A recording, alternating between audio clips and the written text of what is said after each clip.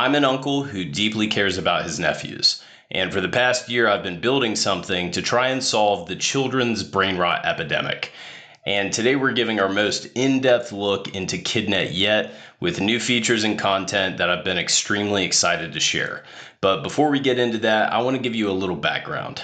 A couple of years ago, I started to notice what my phone was doing to me. My creativity was dwindling, I was losing interest in things that once brought me joy, and it felt like my evenings were just evaporating. So I decided to make some drastic changes. I switched to a flip phone, I built my own iPod, I even made my own streaming service, all in the effort to become more intentional with the content that I consume. And it worked. I felt like I got my own life back. But I wonder if I would have ever even pursued this if I didn't have a distant memory of what life was like before constant connection. That's when I started worrying about my nephews. Here's a picture of us in the garden, and here we are in space. Thanks, Mark Rober.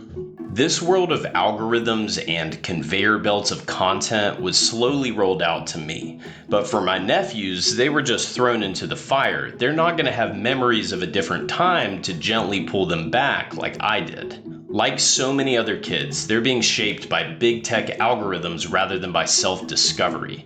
Their data is being tracked and profiles are being made of them the first time they touch a screen.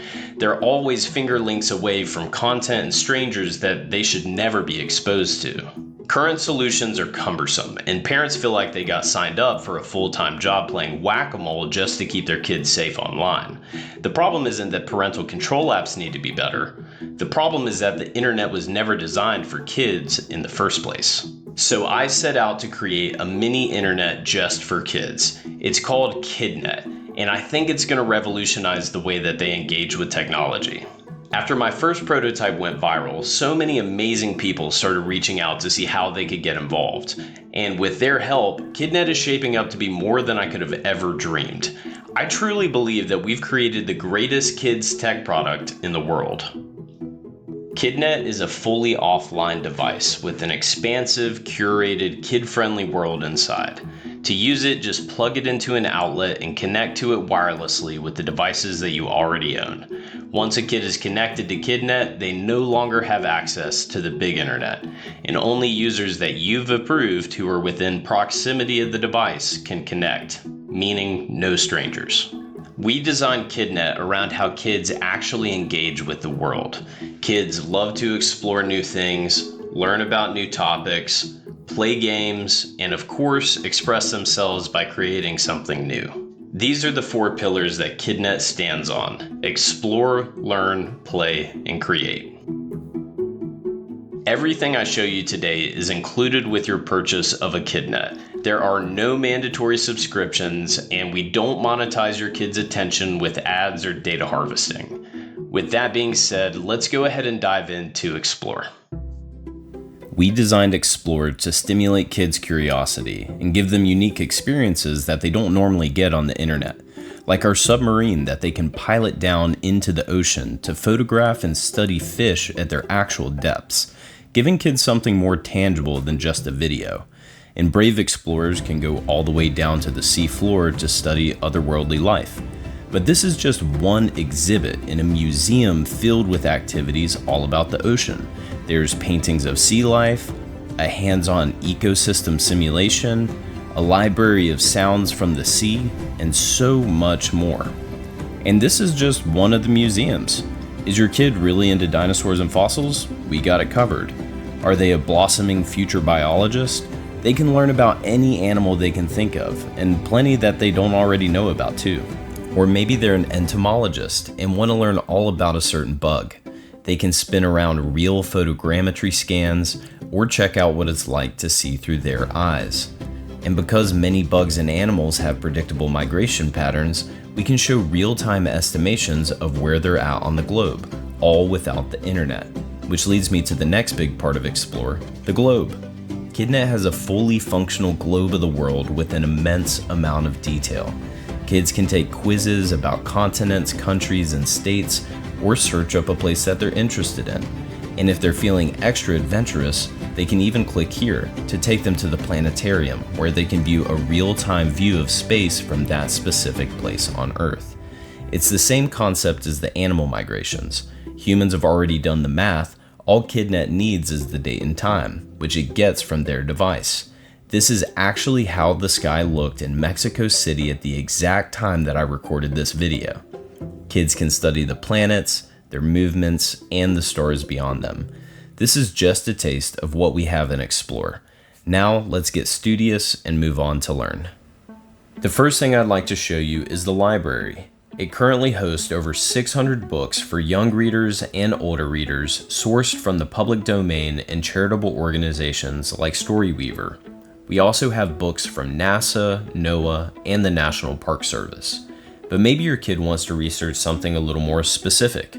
Using custom screening software and human review, we curated a kid-friendly Wikipedia with over 200,000 easy-to-read articles. Kids can search for things that they're interested in and follow links to see how things are connected and discover new topics. Once they're inspired about something, they can use tools to go even deeper into the subject, like our microscope with working objective lenses and focus wheels. Kids pull real slides to get up close and personal with creatures that they normally couldn't see. Or for our future doctors and nurses of the world, they can visit the anatomy section to learn about bones, muscles, organs, the cardiovascular system, and the thing that we're ultimately trying to protect, their brain. Speaking of the brain, one of the biggest forms of brain rot is modern gaming, specifically mobile gaming. It's littered with loot boxes and manipulative ads, randomized rewards, and algorithms that are designed to hook your kids. It's literally gambling psychology for children. KidNet handles gaming differently. You won't find ads or loot boxes, purchasable coins, or endless engagement loops. You'll find games that are designed for fun, not for forever.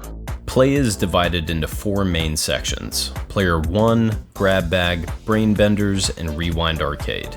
Together they hold more than 100 carefully curated web games with a little bit of everything.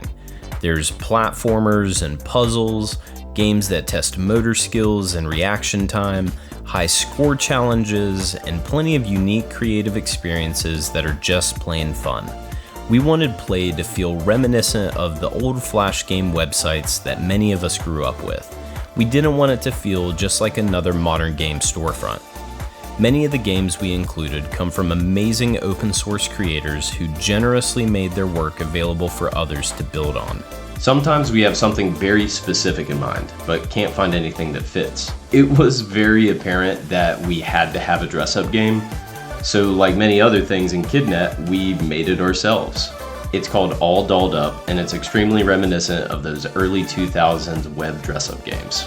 Sometimes we started with an open source foundation and transformed it with our own art, assets, and personality, like KidNet Pinball. We just had to have a pinball game, and right now our VIPs can play KidNet Pinball on our website for a chance to win a free KidNet. The VIP who has the highest score in KidNet Pinball by the time we launch on Kickstarter will receive a KidNet entirely free of charge. On that topic, but back in the play section, games that have high scores are actually tracked and displayed on the household leaderboard for bragging rights. There's 2 more cool things in Play that I'll show you in a second, but for now let's check out the last of these 4 sections, Create. Our goal with Create was to give kids access to as many creative tools as possible, so that they have the opportunity to discover the mediums that call to them the most. We have multiple drawing softwares and numerous ways for kids to animate, whether through pixel art or our Flipbook Studio. Kids can play instruments, or they can hop into the Track Factory to make an entire song. There's multiple ways for kids to tell stories too. They can make comic book strips, or they can create their own character and bring them to life in our Skip Maker. And our future authors can make fully illustrated storybooks that they can even contribute back to the library and learn. Most everything made in Create can be viewed under My Stuff on the home screen, where kids can see a portfolio of their work. It doesn't matter if they're on the family computer, their tablet, or a phone. If they're logged into KidNet, they can access their stuff. So now you've seen the 4 main sections of KidNet, but there's still so much more. We wanted KidNet to feel bottomless, like the actual internet. which leads me to one of my favorite sections, the portal. From the home screen, kids can access the portal at the top of the page. 3 times per day, they can be teleported to a random website on KidNet.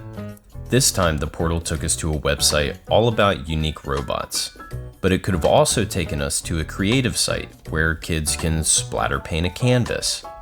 In fact, it could have taken us to one of well over 100 websites that we've made covering all sorts of topics. They could have landed on one of our weather sites where they can learn about hurricanes. Or they could have landed on a page about bird calls so that they can finally get to the bottom of that noise in their backyard. But what really makes these sites special is that they're all interconnected and linked to each other just like the actual internet. Let me give you an example. On this site all about important inventions throughout human history, if we click on the light bulb, we'll see that we have a few options. We can see where the light bulb was invented on the globe. We can read more about light bulbs on its Wikipedia page. Or we can click here to learn how a light bulb actually works. This is an entirely different website all about everyday items and what makes them tick. As kids discover new sites, they build a constellation map so that they can always get back to the sites they were interested in. While kids are out exploring, they can bring a friend with them called a pixel pet. These little guys can interact with the user interface and just bring a little extra fun and life to the page. Pixel pets can go anywhere that they go in KidNet. They each have their own personality and interact with KidNet in different unique ways. Come on, buddy. There you go.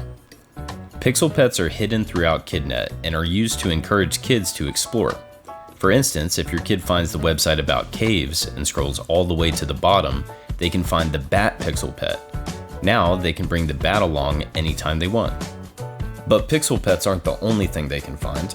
Kids can also discover widgets. On this fun website where kids can step back in time and use a fully functional retro computer, if they click on gift.exe, they'll unlock the retro computer widget. Now they can access it from their home screen. And yes, you can even go to KidNet within the retro computer. KidNetception. Other widgets are earned, like in our game Skyhook. If kids climb 100 meters, they'll unlock the character from the game as a widget that they can now control in the actual user interface. And we always try to think like a kid and answer questions that they might have in the affirmative. Can it ride the chicken? Yes. Yes, it can. There are all sorts of widgets. If they're lucky enough to find the magic wand, they can completely dismantle KidNet. But widgets aren't just used on the home screen. Before they go exploring, they can load up a few widgets into their backpack to be used anytime in their KidNet travels. Kids can also store things like books from the library in their backpack, so they're only ever 2 clicks away from their stories.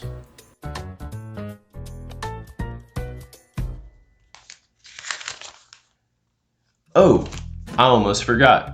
We wanted KidNet to be fun for the whole family, so we built in some awesome social and multiplayer features. Kids on the same KidNet can send messages by slipping each other notes.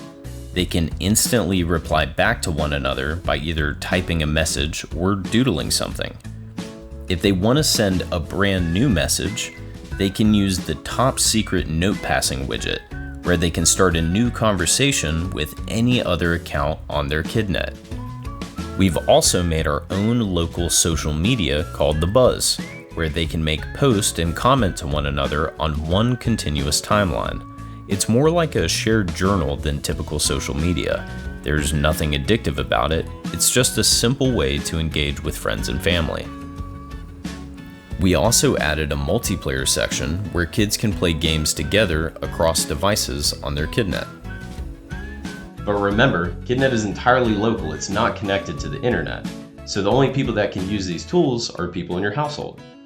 Because of its offline nature, we want KidNet to be ready to go out of the box. But we also want it to continue growing, so we're making 2 convenient ways to keep it up to date that are never forced and are always optional. The first option is to briefly plug your KidNet up to a router and go to our website to get the latest update. The second option is for the extra precautious, privacy-minded parents. You can download an update directly to a thumb drive and plug it into your KidNet to install it. This ensures that your KidNet can stay fully up to date without ever touching the internet. But that's not all that a thumb drive can do. Load it up with movies and TV shows, plug it into KidNet, and watch it transform into its own mini streaming service, one that you control. Your KidNet also comes pre-configured to play flash games and other web game formats. Just like videos, you can load the same thumb drive with web games and watch them instantly pop up in the play section. Our enclosure has come a long way, and I think with just a little more help, it'll be ready for injection molding. We've been in communication with manufacturers, and I'm confident that we can get KidNet out to as many people as want it. I've been so excited to announce this. KidNet is coming to Kickstarter this fall. Right now you can sign up on our waitlist by going to mykidnet.com. And if you want to support us early and get your hands on one of the very first KidNets, please consider signing up to become a VIP. If you can't tell, we've put so much love into KidNet because this is a big problem that every family faces and we want to solve it. I truly believe that this is the right step forward and sets a new tone for our children's futures. And lastly, thank you. From the bottom of my heart, to all of the supporters who have helped get KidNet off the ground.